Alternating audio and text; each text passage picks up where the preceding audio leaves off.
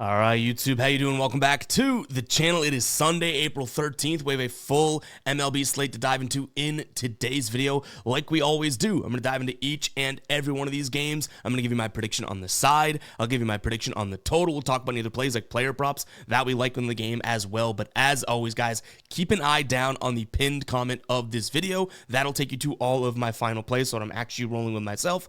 If that does interest you, it's absolutely free down in the pinned comment. All right, YouTube, how you doing? Welcome back to the channel. I tell you guys I'm a dummy all the time. They don't suck. They've just been sucking. Get them down to -3 for more juice than Jose Canseco in his prime. Tell me you're new without telling me you're new. So don't go jumping down my throat in the comments, right? If you want to fade me, or if you do want to ride me, this still leaves a bad taste in my mouth, right? And remember, more chins, more wins.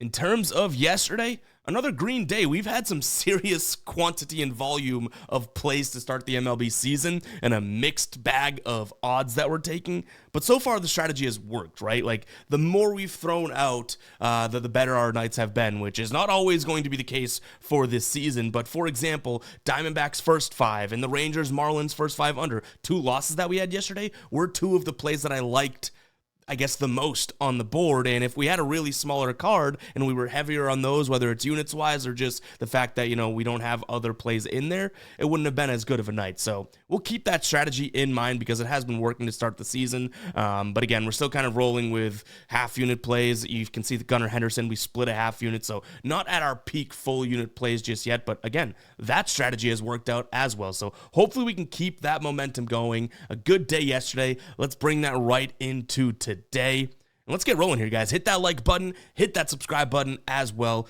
Let's get rocking here. We got the Yankees taking on San Francisco. This series has been split so far, and it's been lopsided in both of those games. San Fran wins 9-1 in game 1. Marcus Stroman stinks. And then the Yankees win 8-4 in game number 2. Will Warren, I don't think is all that bad, which I didn't think that to start the season, right? Now, in terms of where we'd go in this one, I think this could be a little bit different. I think it's going to be a more even match with better pitching, I should say. Carlos Rodon on the mound for the Yankees. He's infamously or famously, no matter how you want to put it, been a better pitcher at home right now this season. Not exactly off to the hottest of starts, but that one game in which he didn't perform too well at home was against Arizona, a really good offense. He went up against Milwaukee in their first start on opening day and pitched really well at home, right? Now he's going up against Logan Webb, who's obviously the best pitcher that this Giants team has, and he's having a decent season to start, right? An under 1 whip, a FIP of 1.93, average against of 231, a K rate of 30.4, walk rate of 4.3. So obviously Logan Webb, very good pitcher in this case. I would say this is the spot that I like a first 5 under, kind of trusting both of these pitchers to go out there and do their thing. You look at this San Francisco lineup, they kind of struggle against lefties, and in terms of New York, now obviously we're talking some small sample size still to start the season, but New York is better at hitting lefties. Logan Webb's a righty, so we might have that little advantage there as well. But again, my concern would be that the Yankees have enough pop in that lineup that, you know, one misplaced pitch or something like that, we could see a lot of runs that kind of just changes the game. So that might scare me off, if I'm being completely honest, scare me off of a, you know, first 5 under, but it's kind of where I'm looking right now, kind of trusting both of these pitchers. If I had to pick a money line here, I'd trust the better offense, even though I do think Logan Webb is a good pitcher, and they do have honestly, this season so far, a better bullpen than this Yankees bullpen has. To me, that offense, you know, at any given moment can just catch fire on the Yankees, and one swing of the bat from multiple guys on their squad can kind of change the game. So for that reason, and Rodon at home, I'm going to lean Yankees money line as well as that first 5 under, like I mentioned. Next up, we have Baltimore taking on Toronto. On the mound for Baltimore is going to be Cade Povich, who I said, you know, a couple weeks ago, I think that this kid's going to have a good season. We're kind of yet to see that. I mean, he did have a decent outing against a bad offense. I can't remember who his last start was against, but a decent outing there. But a lot of guys got on base. I remember watching that. So even though his earned run numbers might look good, he let up a bunch of hits. So that's a little worrisome, right? Even though they end up, I believe, actually, who do they play? I have to look that up. All right, right here, Kansas City 4-1 was the final. Kansas City won, but Cade Povich, 6 innings pitched, 1 earned run, and 0 walks, 0 home runs, 4 strikeouts. But 4 runs came through while he was pitching, so, 3 unearned, sure, but 12 hits. That's what I'd worry about, right? So that's why I say I do like him, but I don't think that he's fully there yet. He's going up against Jose Barrios, who has, looked, I guess, okay to start the year. He goes up against Baltimore in his first start. They kind of shell him, and then he bounces back against Washington. And I think Washington's turning out to be a decent offense. But who did I say he got shelled against? Baltimore. That's who he's pitching against today. So I think that is worth taking into consideration here. I like Baltimore, but I kind of like the idea of an overall. Now, we should see just a little bit of wind in this one, but ultimately not. I think the wind actually might be blowing slightly in at the beginning of the game, and it starts to shift towards the right field wall, which is the shallowest part of Camden Yards, right? So I think that I like an over in this spot. I don't really trust Barrios, especially against this lineup. And then Cade Povich, on the other hand, it's like, yeah, I mean, has he had the best of seasons? No, but I think that he's going to kind of get things going overall. He throws a lot of fastballs, a lot of sliders. He'll then turn to, the curveball, the change. The slider, fastball, and changeup, 3 pitches the Toronto team really does struggle against. Now, Cade Povich pitches from the left side, right? Toronto, at least to start the year, and again, to start the year, still a small sample sizes. We're only, I guess 2 weeks into the season. They have been hitting lefties pretty well, but it's kind of the guys you wouldn't expect. Springer, I guess you'd expect that, but Alejandro Kirk, one of their better lefty bats in terms of going up against lefties. Wagner, so some of these guys that are hitting lefties well, and actually Bo Bichette, who, didn't exactly have the best of seasons a year ago, has looked good against lefties too, but it's those guys, it's not Guerrero, it's not Santander, Jimenez. I guess Springer, one of their better bats, like I mentioned, is doing it, but I would say that, in terms of power and pop, that's where they kind of drop off against lefties. So hopefully Povich keeps the ball in the ballpark and we can lean towards Baltimore in this one. But I like the over in general because, again, I can't just put blind faith in the kid who I think is going to have a good year but really hasn't fully proven it this season. Another way that we can kind of back Povich, and I like this spot, is looking at a player prop. Under 1.5 hits, runs, and RBIs for Ernie Clement. Now, knock on wood, we've been cashing the heck out of this play, right? We've been rolling with his under for quite some time now. I think this might be the 3rd or 4th time we've rolled with it this year. What I like is that he's worse against left-handed pitchers, so that's good to see. And then his strikeout rate against the first 3 pitches that we'll see from Cade Povich, the fastball, curveball, slider, like I mentioned, his strikeout rate jumps up. Now, his WOBA goes up against the fastball, sure, but we're going to get a lot of up and out fastballs from Cade Povich, which, I'll just show you guys on the Outlier screen. This is my favorite player prop research tool. Guys, go check it out. You get a 7-day free trial with the link in the description and the pinned comment. Outlier, Outlier, Outlier. Go check it out. They have so many cool tools. I think baseball is their best sport, so no better time right now. Even after that, it's $19.99 a month. So you hit a couple plays, this thing's paying for itself. Anyways, though, this is the fastball, right? His WOBA does go up. Green isn't good in this case because we like the under. But how about this? All of his, averages and hits from the fastball against lefty pitchers come when it's up and in or right over the plate. Cade Povich is going to pound that high and outside corner, right? Moving on to the curveball, okay, when it's outside sort of over the plate, that's where he hits it. But the curveball, his WOBA jumps up just slightly. Cade Povich is going to try and place that much more inside. The slider, obviously, is a pitch that we don't have to worry about. I think that's going to get him. He doesn't hit the slider very well in general. But, yeah, I like this spot. I mean, he's only seen him 5 times. He does have a hit and an RBI off of him. But, again, these numbers look pretty damn good in terms of lefty. So, yeah, Cade Povich, I trust him to make it tough on Ernie Clement and hoping the bullpen can kind of do the same. I know I just flashed it on the screen, guys, but go ahead and check out Outlier. Again, that link will be down in the description as well as the pinned comment. What's really cool is over on Outlier, there's multiple ways to find plays you might never think about. So I'm on the prop screen, but if we wanted to make it even easier on ourselves, we head over to this Insights tab. We can set up these filters however we want. If we wanted it to be just players, we could look at that. We could set our odds saying, hey, you know what? We want just some plus money plays, right? All of a sudden, we have everything that's trending in the market with just a nice explanation as to why it may be a good look. You have the odds over here on the right. Very, very cool. The way that I like to do this is, and we have just the filters of minus 165 to plus 165. Over here, we can say, okay, well, I'm looking at this game specifically, right? Blue Jays and Orioles. We can kind of look at all of these trending plays. Last 5, last 10, last 20, head-to-head, this year, last year in terms of that, and say we like something like the idea of, okay, well, Ernie Clement right here, right? We can click on it, dig in, and then you see all of what we just showed you, and you can see all of his head-to-head data, his, this year data, last year data. Really cool stuff, guys. Go ahead and check out Outlier. That link, again, will be down below in the description, as well as the pinned comment. 7 days free. Why not try it for 7 days? You'll definitely want to stick around because this tool is so powerful, especially for the MLB. But you still have all the other sports cranking right now as well. All right, next game up, Tampa Bay taking on the Braves here in this one. I guess you could make the argument this is a tough one, right? Because you haven't really seen the Braves look all that good, and then they go and score 5 runs yesterday. They haven't looked good on the road this season, I guess is what I'm saying. But we do have Christopher Sale on the mound for them, who, if you don't know, is a really, really good pitcher. He's going up against Shane Baz, who I've said multiple times on this one is a good pitcher. The problem is I've seen different starting pitching on for Tampa Bay multiple times. I've seen Joey Boyle pitching too. So we need to confirm who the starting pitcher for Tampa Bay is before rolling with anything in this one.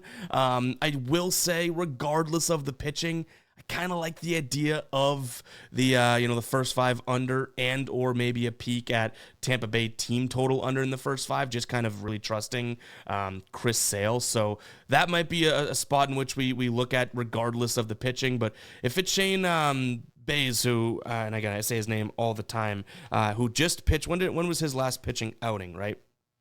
Pitched on April 8th, so I guess could be his turn in the order. But again, we've seen multiple sites saying different things. So I do want to confirm that. If it's not him, then maybe I just lean towards the Chris Sale side of things and we look at him, under earned runs or even Tampa Bay team total under, right? So keep that in mind. That's how we would play this, but we want to confirm the pitching.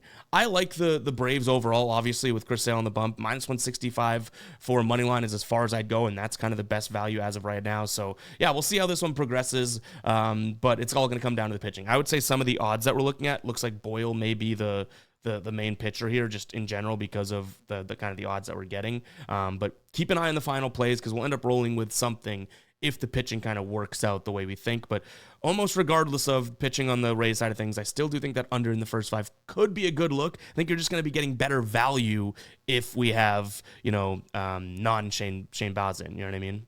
All right, next up, Cleveland taking on the Royals. Royals have been a confusing team to start the season, right? They haven't looked good in this series. They've lost 7-0, then 6-3, and quite literally, you would assume that this team would be a little bit better, right? Cleveland's 8-6, Royals 7-8. Again, kind of shocking. We do have Cole Reagans on the mound here, who I think is primed to have a good season. He already pitched against Cleveland this year and didn't exactly look that great, but then he bounces back, looks really good against Milwaukee, really good against Minnesota, and I just still don't really trust this Cleveland offense, even though I guess you would say in the last couple games they've kind of turned it on, right? I mean, in the last 3 games, including that series against the White Sox, 6 runs. I do think that comes to an end today against Cole Reagans, so I'm going to lean towards Kansas City. The one thing that could prevent me from rolling with this is that offense going to be good? Ben Lively's on the mound. He's, in the small sample size, has looked good at home this year and kind of struggled on the road. His home start was against the White Sox. Let's keep that one in mind, right? But still, he's at home. That's got to pay some sort of a dividend overall. So to me, this is fully backing Reagans. I think that's where I'm going to go. I almost want to just fade the Cleveland offense entirely and say, okay, well, why don't we just get a little crazy and say this is a total of 7.5. What if we looked at either a Cleveland team total under? You can get them under, I think, 3.5. So if they stick to 3 runs for decent odds. But if we look at the first 5, it's really just backing Reagans in general. And for -120, you can go under 1.5. The problem is Cleveland has been crushing that line to start the season, but Reagans is going to throw a lot of fastballs. He'll mix in the changeup. Anything off speed, this Cleveland team has struggled against, and they've kind of had their woes against some of the lefty pitchers they've seen. My issue is that Kwan and Jose Ramirez have had a great start to the season hitting against lefties. Jose Ramirez having a great start to the season against hitting lefties is no shocker. That's usually the side that he hits pretty well on, so that worries me to some degree. But I can't look at Ben Lively and Cole Reagans on the mound together and say that this is an even match. I think Cole Reagans is really good. So give me Kansas City, maybe an under to some degree, because we still haven't seen much out of Kansas City's offense. So hell, maybe we see Reagans kind of shut down this hot Cleveland offense, right? And then Kansas City's offense kind of just shuts themselves down like they have been. Maybe that's how we look at it, an under as well as a potential first 5 under. But again, I'm not against just totally backing Reagans here. I'll be looking at this tomorrow and it's like Cleveland scores the most runs in MLB history in the first inning. That's the type of thing that would happen, me jinxing this. Cincinnati taking on Pittsburgh. Hunter Green on the bump for Cincinnati, going up against Carmen Rudensky. Yeah, I mean, this is probably a Cincinnati spot. I think Hunter Green is in a decent situation. We look at his numbers against the Pirates. They don't look all that great, but they don't look all that bad. But overall, like I mentioned, he's going up against Carlo Madinsky, who you don't really know exactly what you're getting out of him. He hasn't looked bad to start the season. I will give him that, but Hunter Green is looking like a, don't look now, but an early Cy Young candidate in general. He's pitched his last 2 outings, combined 15 and 2/3 inning, 1 earned run. He's had 15 strikeouts. The dude is looking phenomenal, which is why the odds are where they are. The one thing I will say, and again, this is probably a red spot, but let me make an argument for the Pirates real quick, just because there's no way we're going to get behind the Reds, whose offense has kind of struggled. They've looked a little bit better, but has struggled so far for the majority of the season. At minus 200 seems a little crazy. So let me make an argument for the Pirates. I'm not going to roll with it, but we'll sound the psycho alert alarm here, because if I were to like the Pirates, we're going to get a ton of sliders out of Mlodzinski. And Reds do not hit the slider. You know that they like the fastball. Now, he does throw a decent amount of fastballs, but this Reds offense has kind of struggled against righties this year. 223 average, WRC plus of 75, a walk rate dead last in the MLB. ISO 128, that's good enough for 8th worst in the MLB. Slugging 351, that's good enough for 7th worst in the MLB, right? And you look at Hunter Green, who we just said throws the fastball. Like I mentioned, they actually hit the fastball, the Pittsburgh side of things, top 10 in terms of runs above average here to start the season. So who knows? Maybe, this is a shocking spot in which the Pirates can kind of actually pull one out.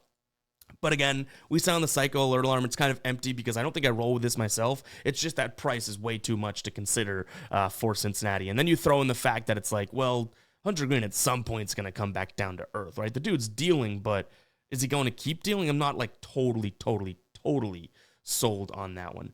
I don't mind the idea of an under, though, first 5 under, something like that. Again, I think Cincinnati's offense comes back down to earth, and hell, maybe we see, this Hunter Green effect kind of stay in full effect. So I'll lean towards their first 5 under, hoping that, Carmen here can kind of get things going and keep things going.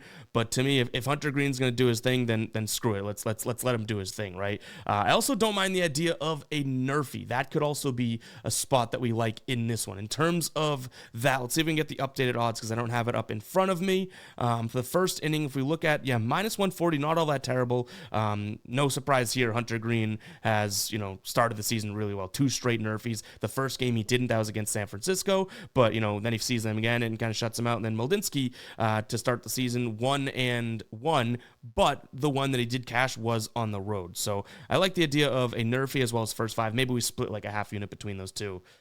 I'm just hoping that, I'm not right about Hunter Green and that he kind of regresses in some fashion. All right, Miami taking on Washington. This was what I thought a great look yesterday for their first 5 under, and how'd that one go, right? High-scoring game. Miami ends up winning it 7-6. Today on the bump, we have Cal Quantrill going up against Mackenzie Gore. This should be a spot in which we can look at Washington. Now, do you like Washington enough to pay that price at, minus 140-ish? That's where you can kind of get me being like, I'm not all that sure. That is a big price for a team that isn't exactly proven yet. Now, we've said multiple times, maybe this offense is good. They're averaging nearly 5 runs per game this season, but they're also allowing nearly 5 runs per game this season. So it's not as simple as saying, hey, let's just take a peek at, the Nats on the money line because they're going up against a bad pitcher and their offense has been looking good, right? Like, it's definitely not as simple as that makes it seem. They are going up against a righty. Decent numbers against the righty here, but Mackenzie Gore, at least to start the season, has not exactly looked phenomenal. I mean, his first start, he looked really good, right? He had 13 Ks through 6 innings and 0 earned runs, 0 walks against Philadelphia. Then he plays the Toronto Blue Jays, doesn't exactly play all that well. Then he goes against the Dodgers and actually looks good. So it's kind of he has a mixed bag, I should say. I shouldn't take anything away from him because that Dodger start was pretty damn good, right? That was one of the games that Washington upset them. So yeah, Mackenzie Gore's probably worth backing, I guess, when you put it like that. Overall, though, like Cal Quantrill, yeah, I don't love him, but at some point, are the Nats going to kind of just fall down and stop this offensive run? So it is risky. I would say I'd look at the Nats, though. I mean, everything that I'm saying is kind of the negative mindset way of going about it. I guess I would look at the Nats, maybe their team total over as well. I could see them kind of getting to Quantrill, and then you get to that bullpen, which isn't very good either.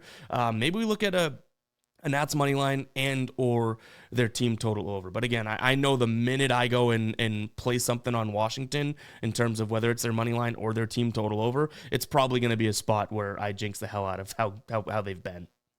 All right, White Sox, Red Sox. This has been a White Sox series thus far, which is just tough to see. One, as a Red Sox fan, and two, as a Red Sox team total over for the season, their win total over ticket holder.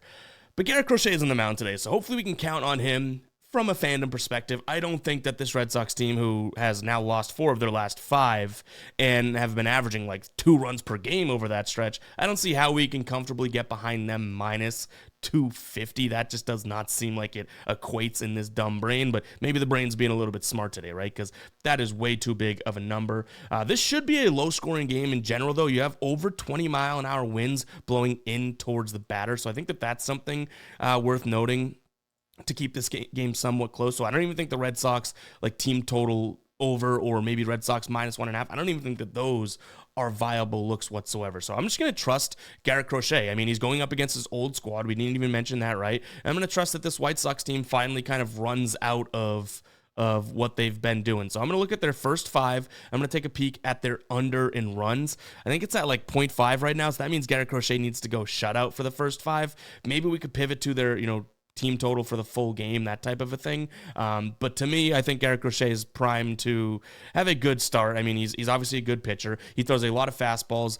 Chicago doesn't hit the fastball all that well. You flip it over to Shane Smith's side of things. He's going to throw a ton of sliders. That's a good pitch for the Red Sox. And this is just kind of a primed Red Sox spot, right? To be able to not lose 3 straight here against Chicago. That would be kind of embarrassing. I will say the Red Sox, they played tomorrow against a division team and Tampa Bay, so they may be caring a little bit more about that game, but so I hope they don't sleepwalk through this one, but ultimately I can't get to the Red Sox or the White Sox. I don't like the White Sox situation. Don't love the Red Sox price. It's got to be some sort of just fading the White Sox offense, but I'm hoping we can get some value behind that because it doesn't really look like we are. Now, what we could do, and again, that's what I love about baseball, is kind of being able to beat around the bush to get to some certain spots, is backing Garrett Crochet in the sense of, all right, well, let's take a peek at some of these White Sox players and look at some of their unders batting-wise, right?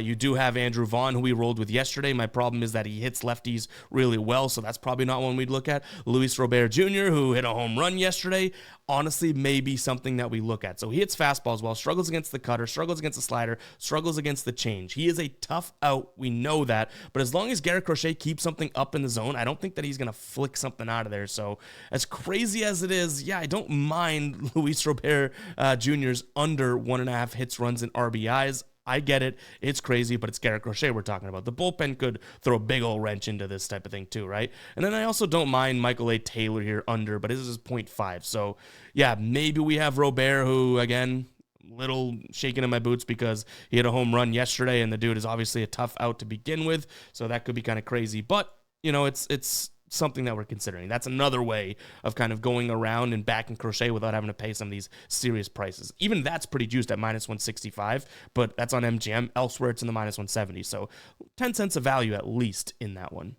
Real quick, guys, if you guys do want to pick up some merch, 1, it supports us, and 2, you're going to get some great merch at the same time, like the Gambler rope hat that we have here. It's embroidered. We have this in a bunch of different colors. GMBLR, if you know, you know, right? Some people might be like, hey, what does that mean? But if you can read it and you can sound it out, boom, you know that person likes to bet too. But we have tons of cool stuff over on the Fade Me store, so head over to fademe.store or go to GuyBostonSports.com/store. You can even just click the link in the pinned comment that takes you to the final plays. And then right at the top, it'll say store if you want to get an easier way of going there as well. But yeah, this is some legitimate product. I don't think that we sell this Arch Fade Me Athletics hoodie anymore, but there's still some really, really cool stuff on there. Some fun stuff, some legitimate stuff. And what I will say is no BS here. It's all legitimate quality. We sample it, we test it, and really put our, name behind it and whatnot, and take a lot of care into the products we put out. They're not just crappy t-shirts with like a logo on it. You know what I mean? So yeah, a lot of pride in the merch. If you guys do want to head over to fademe.store or GuyBostonSports.com/store, take you to the exact same place and pick up some merch. That'd be much appreciated. And I think that you guys will be really satisfied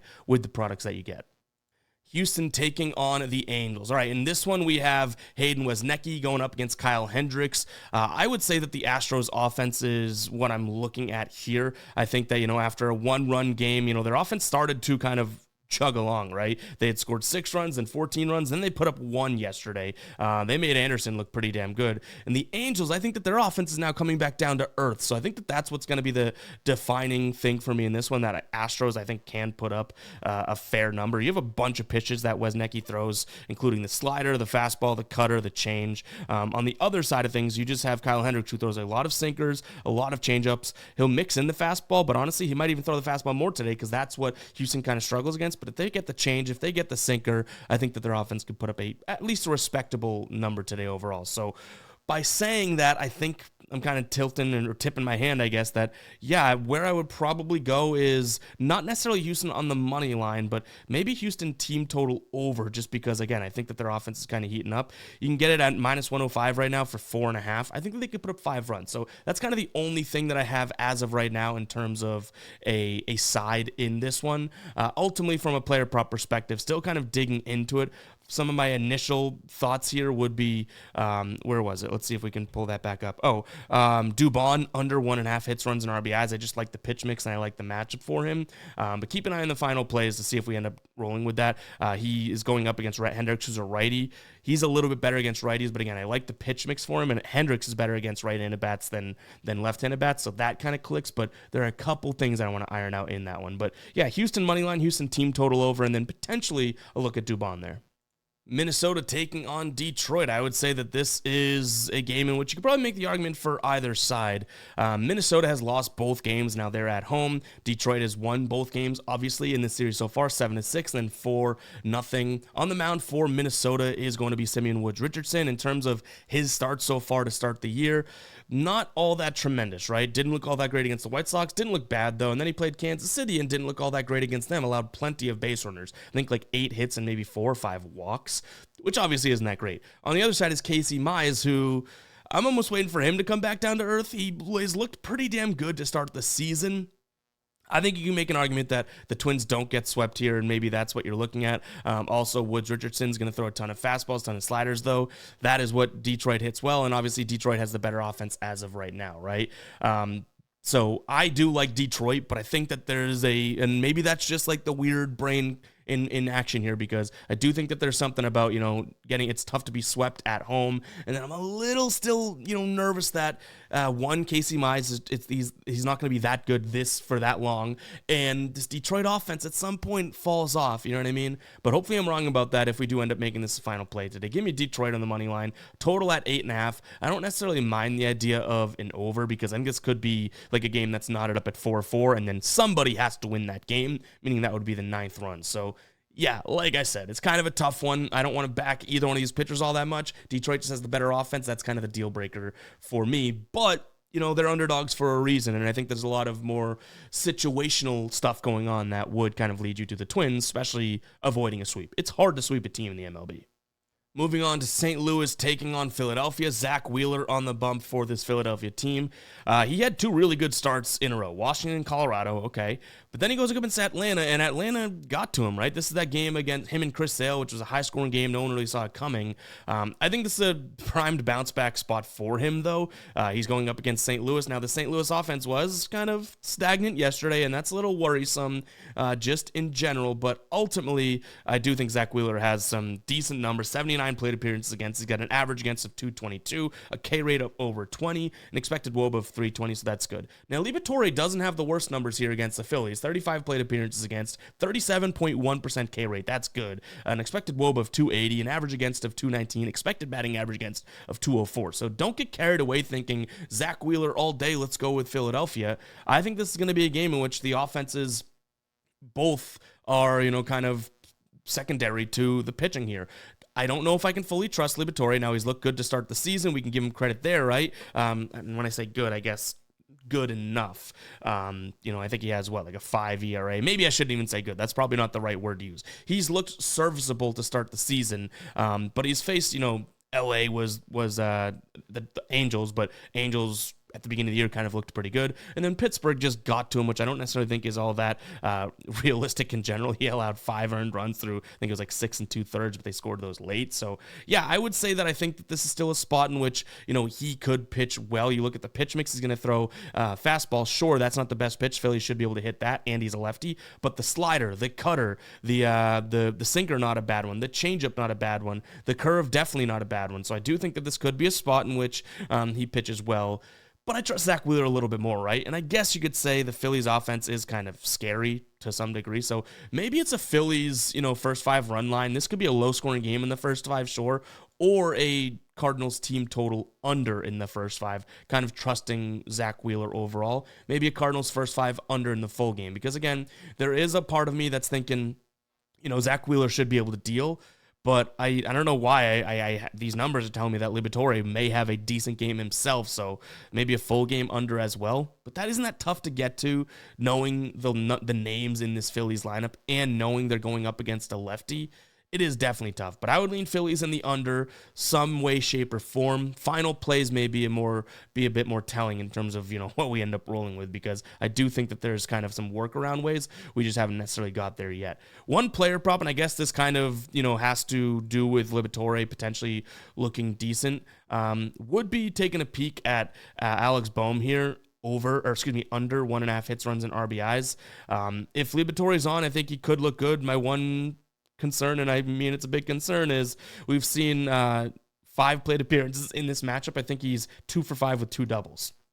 That would be tough, you know what I mean? Overall, but under 1.5 bases could be a spot. He's hit this under in all but just 2 games, and it was the first 2 games of the year this season. So the guy's in a little bit of a slump now. Probably the last time we can jump on board on this before it gets super juiced or something like that.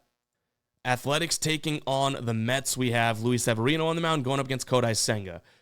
I haven't been the biggest Severino, supporter this season. I think a lot of people read way too much into him signing, and, he looked good in his first outing. You're like, okay, damn, that was against Seattle. Then he goes up against the Cubs, gets shelled. I shouldn't even say shelled. He pitched for a decent amount of time, and then they got to him finally. And you can make the exact same argument for San Diego, right? So obviously Severino is a good pitcher, but Kodai Senga has looked pretty decent, here in his 2 starts to start the season. Now that was against Miami, both of those starts. Are the A's a better offense than Miami? I think that's the question we have to pose, and I don't think that I would hoot and holler and say definitely. Numbers-wise, they are, but they're still, it's early on in the year, and Senga is a right-handed pitcher that's going to throw a ton of cutter and fastball. The A's aren't very good against the righties, but they have been crushing the fastball, have been crushing the cutter, so something there, makes a little bit of sense to me. I think the way that I would play this is kind of a weird one. We're yet to do this season, so I don't know if we make it a final play, but I don't mind the idea of the Mets minus 1.5, the Mets money line, or Athletics plus 1.5. Like, plus 1.5, I think could be a look here in this spot. And honestly, if you just gave them the plus 1.5 in their last 8 games, they've covered it in 7 times. So could be a fair look there. I don't think I like them on the money line. They have a worse bullpen, what I would consider a worse offense, and the pitching disadvantage today. But the fact that they hit the fastball and cutter really well, and Senga, I think, is due for a little bit of regression, and that's what kind of worries me overall. He's only seen 1 team so far this year, so I do think the Mets win the game. So maybe Mets money line, but also you can make an argument for Athletics plus 1.5. There's like the potential that both of those cash. I don't think that we would cement ourselves on the idea that needs to happen. It would ultimately end up being one or the other. But that is kind of how my brain's going about this one. In terms of what we have from a total, I like the under. I think that, again, I think that's going to be a close-ish game, maybe like a 4-3 type finish. Even if it's 5-4, that still is the result we're talking about, and it pushes. Arizona taking on Milwaukee, 2 studs on the mound. Here we have Zach Gallen going up against Freddie Peralta. Both these guys have some good numbers in a decent chunk of sample size against their opponents here. We had Arizona first 5 run line yesterday. That one does not ultimately end up coming through, which is unfortunate. They do battle back and win the game, which is even more unfortunate, but they lose it in the first 5. I think that Zach Gallen's been a guy that we're just kind of biased towards. I really do like him. I think he's a good pitcher. We backed him against the Yankees. That was like a legacy call, right? I was putting everything behind that. We backed him the next time, and he didn't look all that great. What I will say is you do have Freddie Peralta on the other side of things, who is right now coming off of 2 incredible starts. Honestly, you can make the argument for 3. That was against the Yankees, so we give him credit for that. The Yankees ultimately won that game, but he did his job. Kansas City and Colorado. Arizona, who hits the fastball better than anybody in the league right now, should be able to get to Peralta, especially given the fact that, their season is kind of been, I don't want to say up and down, but they haven't exactly clicked just yet. So I like Arizona, and obviously trusting Zach Gallen. That's one of the guys that I'm willing to back a lot this year. And throw in the bullpen. Arizona's got a better bullpen than Milwaukee, or at least they should. And only one guy, I think it was Ryan Nelson, went yesterday, and even him, he's used to throwing a lot more, right? So they should be good to go in terms of their bullpen. Milwaukee's bullpen is shot, so screw it. I'm backing Zach Gallen. Give me Arizona here on the money line. I think the best spot right now is Caesars at -120, but there's a couple books within 1 or 2 cents of that number. So Arizona on the money line, you could probably expect that to be a final play. Zach Gallen, for whatever reason, I'm just infatuated with. Pause, I mean his pitching, not his good looks. Pause again. In terms of a total, though, I want to give Peralta a little bit of credit here. I don't think that this Arizona team is going to necessarily go off. So I could see a first 5 under in a spot like this. Even yesterday, right? This game ends up finishing 5-4, but through the first 5, it was just 2-0. And then late runs came in the bottom of the, were they down? They were down 4-0 in the bottom of the 9th or the 8th, either one. Like it was a blown game, right?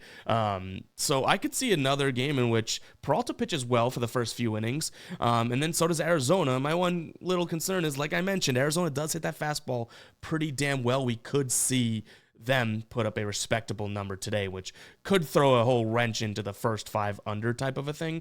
In fact, right now, Arizona team total over 3.5 -140 also isn't something that I hate the idea of either. That could be something that we look at. I might roll with that and Arizona money line, but I think Arizona's runs come late in the game, so just keep that in mind, I guess. All right, guys, if you made it this far into the video, go ahead and comment 3. Normally, we're saying like the minute number and whatnot, but we have 3 games left. Go ahead and comment 3 if you made it this far into the video. San Diego taking on Colorado. This should be a lopsided affair. I don't think anyone would argue that, right? You have Michael King on the bump going up against Kyle Freeland. No offense to the Rockies and Kyle Freeland, but this is not exactly what I would deem a fair matchup. Kyle Freeland to start the year, not the best of numbers, but not the worst compared to, I guess you could say, like what he's been in the past, right? Strikeout to walk rate looks good. He's allowing a decent amount of runs for sure. But overall, not exactly, like I said, the worst of starts to the season. Michael King, on the other hand, has looked good, but also when he faces a good offense, he kind of struggles. And I'm not saying great offense, just good offense. But bad offenses, I think he can do his thing against, and he's going to throw pretty much the most standard pitch mix: fastball, sinker, slider, change. Fastball, sinker, slider, change. I think the sinker's the only pitch Colorado probably ends up hitting in this one. San Diego has the better bullpen. -250 is a lot. Also throw in the fact that they're at home, so if you like them on the run line, it's kind of tough to get behind because they may not get their last at-bats there, so you lose an inning of production potentially out of them. I'm going to say that this is a first 5 run line type look for San Diego, but you're probably paying somewhat of a decent price for that as well. But again, this should be the better offense, and they're at home. They have the better pitcher. I think that they should be able to win this one in the first 5. Total at 7 worries me a little bit because, that's saying that this is going to be a low-ish scoring game in general. But again, I don't really trust this Rockies offense as far as I can throw them. And now they're seeing a lefty. The Padres kind of struggle against lefties. I think that we're just getting good value out of that, even though, I guess it could be a little concerning throwing the fact that, San Diego struggles against lefties. What I'm trying to say here is if this is a righty, we'd probably get -0.5 in the first 5 at like -180. We're getting it in the -145 range because they're seeing a lefty. Hopefully that makes sense. Total, they think it's going to be a low-scoring game, but that's most likely, in my opinion, because Michael King probably pitches well against this Colorado team. So maybe a Colorado's team total under, you can get that under, I think, probably 3.5 right now, or a San Diego team total over. You can probably get that over 3.5 for an easy enough number. All right, Seattle taking on Texas. This was a loser for us yesterday. We had the first 5 under. I think the first spot I look at in this one would be a Nerfy. You have Eovaldi on the mound going up against Gilbert. Obviously, love that matchup just for both pitchers. In terms of a Nerfy here, Eovaldi to start the season, 2 of 3 Nerfies, went on the road. He cashed his last one. That was against the Cubs. Then you have Logan Gilbert on the mound, who So far, he only has home starts this year, but he's cashed 2 of 3 Nerfies here as well. Take the pitching out of this. You look at their head-to-head, and 2 of 3 Nerfies have cashed dating back to last season. So I like the Nerfie as my main play. You could probably expect that to be a final play. I would consider the first 5 under, but this total is going way down, so you're kind of getting bad value in a sense. I would probably say this one is one of those games you can definitely make an argument for either side, right? Evaldi's a stud. He's had a great start to the year. You could say the exact same thing about Logan Gilbert. He's a stud, striking out a ton of guys. Neither one of these offenses is all that, phenomenal, so let's keep that in mind. And Seattle, at some point, their offense is coming back down to earth. I can almost guarantee you that. So I lean Texas today, but Nerfie being my main play, and then some under, maybe a first 5, maybe even a full game if you could still get it at 7. But I don't see a lot of runs in this one because, hell, I'm trusting the pitching. Both of these guys are studs, and they're they are pitching really well right now, right? So I don't think there's anything against either side. I just think they both have good pitchers and not the best offenses. Dodgers taking on the Cubs here. We have Glass now on the mound for the Dodgers, going up against Colin Rea here for the Cubs. Obvious pitching advantage for the Dodgers. They also have the batting advantage because now they're going up against a righty. The Cubs won, was it 15? They won a crazy number, 15-0 or something yesterday. You assume that this Dodgers team gets pissed at that and says, all right, screw it, let's go. Colin Rea hasn't made a start, if I'm not mistaken, this year. His numbers against, this LA team are pretty bad as well. 304 average against, expected batting average against of 318, 415 expected WOBA, 591 slugging. But look at the odds, minus 270, right? So it makes sense as to why we see that, that number when you throw in the fact that it's a righty, it's Colin Rea, and Dodgers probably a little pissed after yesterday. I would be pissed if I lost by, 16 or 15 runs, whatever it was. So I'd probably say, let's take a peek at maybe Dodgers over 4.5. That's minus 150, so it's juicy, but you're kind of getting the same thing as minus 270. Go score 5 runs. Who cares if the Cubs score 6? But the Dodgers, after scoring 0 runs, they probably put up a decent number today, right? I would assume that they would. So, yeah, Colin Rea, again, making his first start of the year. I want to say we have 3 outings from him. Let me double-check that. Yeah, he's come into relief, and he's looked okay. I mean, he looked really good in his last one, but first start, obviously a starter by trade. I don't necessarily think that this is going to be a tough spot for the Dodgers to get hits, though, so I'd lean in that direction there. In terms of total, like I said, Dodgers team total over, and that's all I have in this one. And that's all I have for you guys today in the video. Hope you guys did enjoy. If you did, hit that like button, hit that subscribe button. We'll catch you guys in the next one, all right? Peace out.